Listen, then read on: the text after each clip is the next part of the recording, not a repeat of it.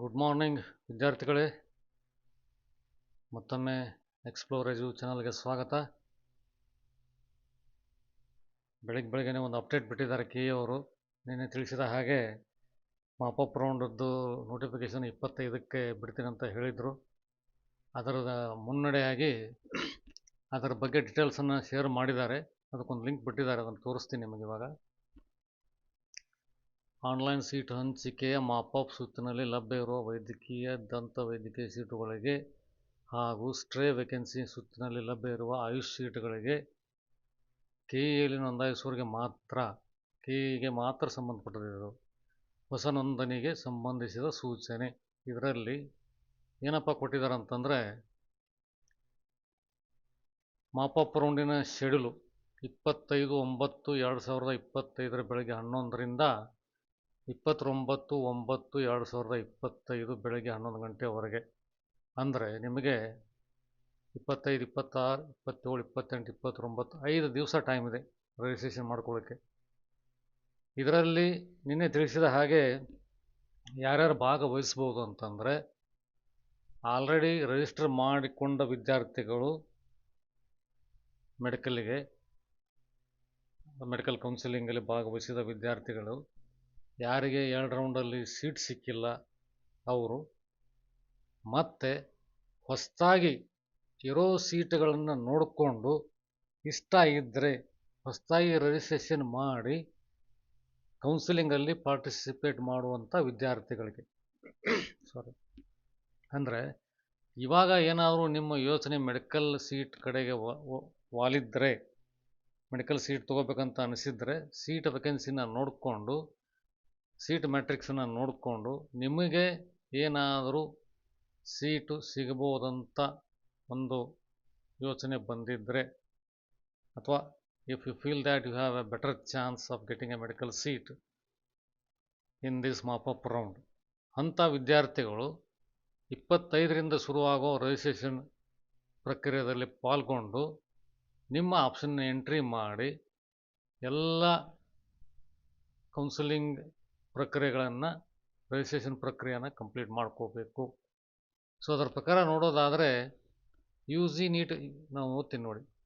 UG neat 25 ಅರ್ಹತೆ ಪಡೆದ ಆದರೆ ಪ್ರಾಧಿಕಾರದಲ್ಲಿ ನೋಂದಾಯಿಸಿದ ವಿದ್ಯಾರ್ಥಿಗಳಿಗೆ who have not registered until now ಅನುಕೂಲವಾಗುವಂತೆ ನೋಂದಣಿಗಾಗಿ ಆನ್ಲೈನ್ ನೋಂದಣಿ ಪೋರ್ಟಲನ್ನು ತೆರೆಯಲಾಗುತ್ತದೆ. ಅಂಥ ವಿದ್ಯಾರ್ಥಿಗಳು ನಂತರದ ಸುತ್ತುಗಳಲ್ಲಿ ಲಭ್ಯವಾಗುವ ಸೀಟುಗಳಿಗೆ ಇತರೆ ಅರ್ಹ ಅಭ್ಯರ್ಥಿಗಳೊಂದಿಗೆ, means who have already registered in the portal but have not got any seat, online seat ಹಂಚಿಕೆಯಲ್ಲಿ ಭಾಗವಹಿಸಲು ಆಸಕ್ತಿ ಇದ್ದರೆ ನೋಂದಾಯಿಸಿಕೊಳ್ಳಬಹುದು. They can register themselves during this mop up round. Online ಅರ್ಜಿಯನ್ನು ಸಲ್ಲಿಸಬಹುದು, ಶುಲ್ಕವನ್ನು ಪಾವತಿಸಬಹುದು. ನಂತರ ಕ್ಲೇಮ್ ಸ್ಲಿಪ್ಪನ್ನು ಪ್ರಾಧಿಕಾರದ ವೆಬ್ಸೈಟಿಂದ ಡೌನ್ಲೋಡ್ ಮಾಡಿಕೊಳ್ಳಬೇಕು. If you are claiming anything, ನಿನ್ನೆ ಒಬ್ಬರು ಕಮೆಂಟ್ ಬಾಕ್ಸಲ್ಲಿ ತಿಳಿಸಿದರು, ನಾನು ಈ ಮುಂಚೆ ಕ್ಲೇಮನ್ನು ತಗೊಂಡಿಲ್ಲ, ಇವಾಗ ನಾನು ಕ್ಲೇಮ್ ಮಾಡ್ಬೋದಾ ಅಂತ. ಸೊ ಅದರ ಆಪ್ಷನ್ ಕೊಟ್ಟಿದ್ದಾರೆ. ಕ್ಲೇಮ್ ಸ್ಲಿಪ್ಪನ್ನು ಡೌನ್ಲೋಡ್ ಮಾಡ್ಕೊಳ್ಳಿ, ಅದರ ಪ್ರಕಾರ ಕ್ಲೇಮ್ ಮಾಡಿ. ಅದರಲ್ಲೆಲ್ಲ ಗೈಡೆನ್ಸ್ ಇರುತ್ತೆ ನಿಮಗೆ. ಅದನ್ನು ನೋಡಿಕೊಂಡು ನಿಮಗೆ ಅರ್ಹತೆ ಇದ್ದರೆ, if you are falling into that category, then you are eligible for that. UG NEET 2025ರಲ್ಲಿ ನಿಗದಿಪಡಿಸಿರುವ ಕನಿಷ್ಠ ಅಂಕಗಳನ್ನು ಅಥವಾ ಅದಕ್ಕಿಂತ ಹೆಚ್ಚು ಅಂಕಗಳನ್ನು ಪಡೆದಿರುವ ಅಭ್ಯರ್ಥಿಗಳು ಮಾತ್ರ ವೈದ್ಯಕೀಯ, ದಂತವೈದ್ಯಕೀಯ, ಆಯುರ್ವೇದ, ಯುನಾನಿ, ಹೋಮಿಯೋಪತಿ ಪದವಿ ಕೋರ್ಸ್ಗಳ ಪ್ರವೇಶಕ್ಕೆ ನೋಂದಣಿ ಮಾಡಿಕೊಳ್ಳಲು ಅರ್ಹರಿರುತ್ತಾರೆ. ನೋಡಿ, ಯಾವ್ಯಾವ ಕೋರ್ಸ್ಗಳಿಗೆ ಮಾಡ್ಕೋಬೋದು ಅನ್ನೋದನ್ನು ಡಿಟೇಲಾಗಿ ಕೊಟ್ಟಿದ್ದಾರೆ. ಮೆಡಿಕಲ್ಲು, ಡೆಂಟಲ್ಲು, ಆಯುರ್ವೇದಿಕ್, ಯುನಾನಿ ಮತ್ತು ಹೋಮಿಯೋಪತಿ BHMS ಕೋರ್ಸ್ಗಳಿಗೆ ನೋಂದಣಿ ಮಾಡಿಕೊಳ್ಳಬಹುದು. SC, ST,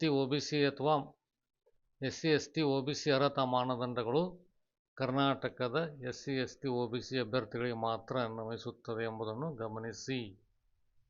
means only the candidates who belong to Karnataka and fall under SC, ST, OBC category, the reservation is applicable for them.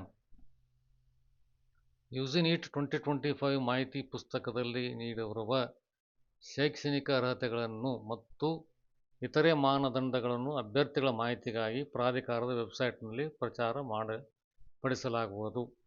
ಅಭ್ಯರ್ಥಿಗಳು ವೈದ್ಯಕೀಯ, ದಂತವೈದ್ಯಕೀಯ, ಆಯುರ್ವೇದ, ಯುನಾನಿ, ಹೋಮಿಯೋಪತಿ ಕೋರ್ಸ್ಗಳ ಪ್ರವೇಶಕ್ಕಾಗಿ ನೋಂದಣಿ ಮಾಡಿಕೊಳ್ಳುವ ಮೊದಲು before you register, check with the details of the eligibility, educational eligibility and different category eligibility. ವಿವಿಧ ವರ್ಗಗಳ ಸೀಟುಗಳಿಗೆ ನಿಗದಿಪಡಿಸಿರುವ ಅರ್ಹತಾ ಮಾನದಂಡಗಳು ಮತ್ತು ಅಂತಹ ಸೀಟುಗಳಿಗೆ ನಿಗದಿಪಡಿಸಿರುವ ಅಭ್ಯರ್ಥಿಯ ಅರ್ಹತೆ ಹಾಗೂ ಇತ್ಯಾದಿ ಮಾನದಂಡಗಳನ್ನು ಓದಿಕೊಂಡು ನೋಂದಣಿ ಮಾಡಿಕೊಳ್ಳಲು ಸೂಚಿಸಿದೆ. It means before you get registered with the mop-up round, go through all the details regarding eligibility criteria on education, category eligibility, and also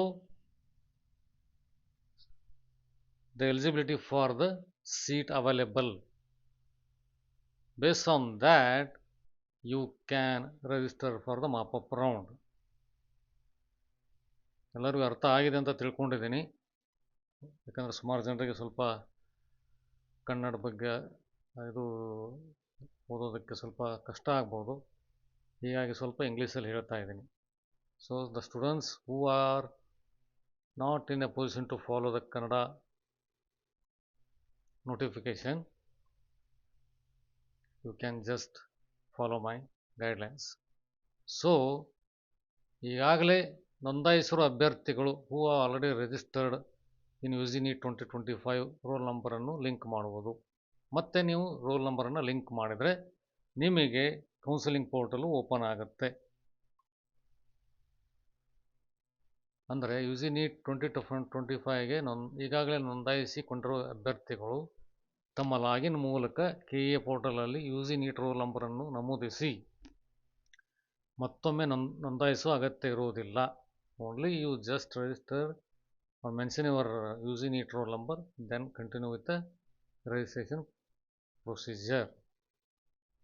29/9/2025 ಬೆಳಗ್ಗೆ 11 ಗಂಟೆಯಿಂದ 3/10/2025 ಬೆಳಗ್ಗೆ 11 ಗಂಟೆವರೆಗೆ ಟೈಮ್ ಟೇಬಲ್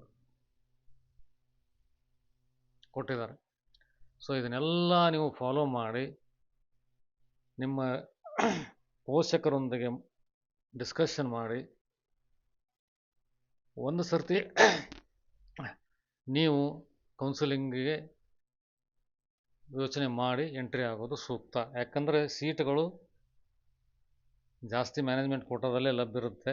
ಅದರ ಜೊತೆಗೆ 774 MCC ಸೀಟ್ ಯಾವ ವಿದ್ಯಾರ್ಥಿಗಳಿಗೆ ಸಿಕ್ಕಿದೆ, ಅದರಲ್ಲಿ ಎಷ್ಟು ವಿದ್ಯಾರ್ಥಿಗಳು MCC ಸೀಟ್ ತೊಗೊಳ್ತಾರೆ, ಅವಾಗ ಅಷ್ಟು ಸೀಟು KA ಕೋಟಾದಲ್ಲಿ ಖಾಲಿ ಆಗುತ್ತೆ. ಅದು ಕೂಡ ಈ ಮಾಪಪ್ ರೌಂಡಲ್ಲಿ ಆ್ಯಡ್ ಆಗುತ್ತೆ. ಸೊ ಒಟ್ಟಾಗಿ ಎಷ್ಟು ಸೀಟ್ ಉಳಿಯುತ್ತೆ ಅದರ ಸೀಟ್ ಮ್ಯಾಟ್ರಿಕ್ಸನ್ನು ಬಿಡ್ತಾರೆ. ಅದನ್ನು ನೋಡಿಕೊಂಡು ನಿಮಗೇನಾದರೂ ಹೋಪ್ಸ್ ಇದ್ದರೆ ರಿಜಿಸ್ಟ್ರೇಷನ್ ಮಾಡಿಕೊಂಡು ಮಾಪಪ್ ರೌಂಡಲ್ಲಿ ಭಾಗವಹಿಸೋದು ಸೂಕ್ತ. ಸೊ ಇವತ್ತಿನ ಅಪ್ಡೇಟ್ ಇಷ್ಟು. ಅಪ್ಡೇಟ್ಗಾಗಿ ಚಾನಲನ್ನು ಸಬ್ಸ್ಕ್ರೈಬ್ ಮಾಡಿ, ಲೈಕ್ ಮಾಡಿ, ಶೇರ್ ಮಾಡಿ. ನಿಮಗೆ ಈ ಮಾಪಪ್ ರೌಂಡ್ಗೆ ಸಂಬಂಧಪಟ್ಟಂಥ ಯಾವುದೇ ಪ್ರಶ್ನೆಗಳಿದ್ದರೂ ಕೂಡ ಕಮೆಂಟ್ ಬಾಕ್ಸಲ್ಲಿ ತಿಳಿಸಿ. ಆದಷ್ಟು ಬೇಗ ನಾನು ಅದಕ್ಕೆ ಉತ್ತರ ನೀಡ್ತೀನಿ. ಎಲ್ಲರಿಗೂ ಧನ್ಯವಾದಗಳು. Thank you.